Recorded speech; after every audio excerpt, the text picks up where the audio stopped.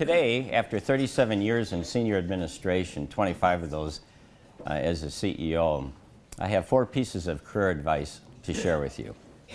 And it's to keep in mind as you embark upon your exciting new careers and your life's journey. Advice number 1 is to choose a path, be specific, and really develop some big goals for yourself.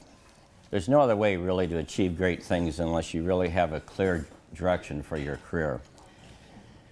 I think to some of you, at least to Hannah when she first looked at me, I must have looked kind of ancient, and not to all of you in the room, right, Dan? I don't look ancient to you, I know I don't. But to others in the room, I'm sure I do. But I can tell you that it goes by fast. It just seems like yesterday that I was where you're at and heading off for my fellowship, what we called year-long residencies then, at the Mason Clinic, Virginia Mason Hospital in Seattle. 38 years ago, almost 4 decades ago, I was the first student who would be willing to venture from the Minneapolis area, heading across country to Seattle to the Mason Clinic. I was the first University of Minnesota resident to go there, and actually I might have been the last. And I don't know, I hope it's the distance and not the legacy that I left there. But anyway, I was very deliberate in my selection. So I was married and we had a brand new baby. Both of our families were in Rockville, Illinois, and we didn't have much money. It was way before the internet. Long distance was still very expensive then. And so even finding an affordable place to live was something that we had to do when we got out there. And it would have been much more comfortable to take a residency in the Twin Cities area. I had spent a year as an administrative trainee, if you will, at the Mayo Clinic, St. Mary's Hospital. They wanted me to go back there for my residency. But I was very deliberate in my selection because I really believed that the future of healthcare wasn't, and this is almost 4 decades ago, wasn't going to center around just hospitals. I believe that the future of healthcare at that time was going to really be through full physician-hospital alignment. It just seemed to make sense to me. So I really looked all around the country at that time, and the Mason Clinic, Virginia Mason Hospital, was really far along compared to so many other places in the country at seeking full integration. Plus, it was the size of organization I felt I could get my arms around and not kind of be shoved off in the broom closet. So again, it wasn't stress-free. We packed up our Volkswagen van and headed across country.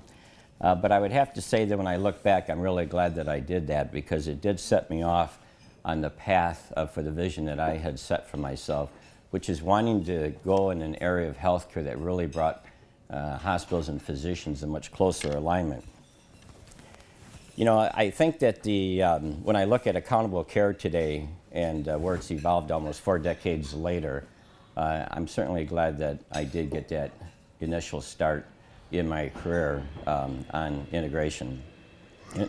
But I also would say that it wasn't always an easy road over the last, 37 years, not by a long shot. When I look back, though, I think that I get a little bit of satisfaction thinking that I've had just a tad of influence on how healthcare is delivered today, not only in the unique system that we created at Mercy, but it was kind of an honor to be invited to testify in front of the United States Senate Committee in the United States Capitol to describe our integration and my thoughts as they were looking at doing projects around the country. It was kind of the very initial formulation of the Affordable Care Act. In addition, being invited to really give, over the last 20-some years, 25 years, a couple hundred speeches to the industry and in many foreign countries. So again, it hasn't been an easy road, but I would say that having this direction for my career was far better than just wandering through the many healthcare options and just seeing what kind of happened to me. And I think that it really was instilled to me in the program. What are the goals that you have set for yourself? Where are you going to be happiest in healthcare?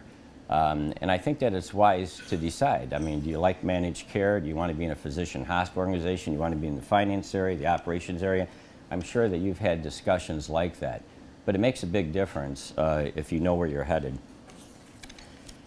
I could have, again, saying that heading to Seattle wasn't easy for the reasons that I just stated. But I think if you fast forward to today and the way healthcare is today, I expect that you're going to see many different types of ACOs, accountable care organizations, in your careers as you go forward over the next 25 years. You see many ACOs forming via contracts today, and I'll make a little prediction to you that whether it's however many years out, you'll see another big catharsis in healthcare where these ACOs that forming via contracts will have to go through yet another whole huge wave of integration, because bringing separate organizations together, whether it be hospitals, physician groups, insurance companies, and say, geez, we're going to form an ACO under the Affordable Care Act via contract. And I can tell you that the one thing the Democrats and the Republicans agree on with the Affordable Care Act is that they didn't agree on the insurance side, but they do agree on the delivery side, and that is to force more and more integration to eliminate the duplicative cost structures. So as the government pays more and more under bundled payments, the bundled payments will not be large enough to support the separate cost structures of hospital organizations, the physician offices and organizations, and the insurance company. There just won't be enough on the table to support all those separate cost structures. So I think you'll be a part of all of that as that unfolds in the future. And true vertical integration solves this. The thing I would say to you, though, is that it's not an easy road. It's what I've been working on for the last 25 years, is to really create the intellectual development, the infrastructure design to bring about a true integrated system where the processes of care are integrated across the hospitals and in a dispersed geographical area in the clinics, and all being managed. So in order to really work on true vertical integration before you can even get down to true efficiencies of care in the whole clinical spectrum, you have to eliminate all of the barriers and differences of the economics, the legal, the governance, the control. And so, and obviously a lot of organizations that attempt full vertical integration stumble in those areas, and that's why they don't quite ever make it there.